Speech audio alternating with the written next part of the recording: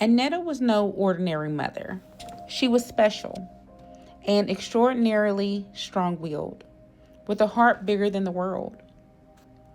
She grew up in a rich family, very spoiled, from Dayton, Ohio. She moved to Kentucky when she was only a teenager. Annetta was the middle child. She had one older brother and one younger brother. Being the only girl, Annetta was tough at heart. Now married with 4 girls of her own, she knew she had to do everything possible to make sure her children were happy, healthy, and loved. She did just that. She worked as a housekeeper at the largest hospital in the state. It paid the bills. She made enough to keep her family nice and comfortable. Gail was the father of the girls and Annetta's husband. He grew up in Lexington, Kentucky. He was the oldest, with 2 younger sisters. Gail worked as a cook, not just an ordinary cook.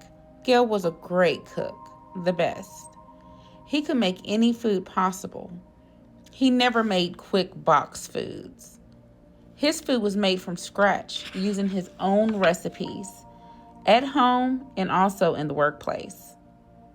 When he was in the kitchen, the aroma of the food was like walking into a 5-star restaurant on an empty stomach. Gail had a passion for cooking. He was always saying, "Cooking is good for the soul." Miesha, being the youngest of the 4 children, she was always her dad's test taster.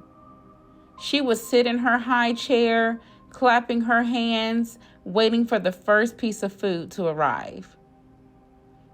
Gail was a great dad to his children, but he sometimes had issues with having one too many drinks, which led him into making some bad choices.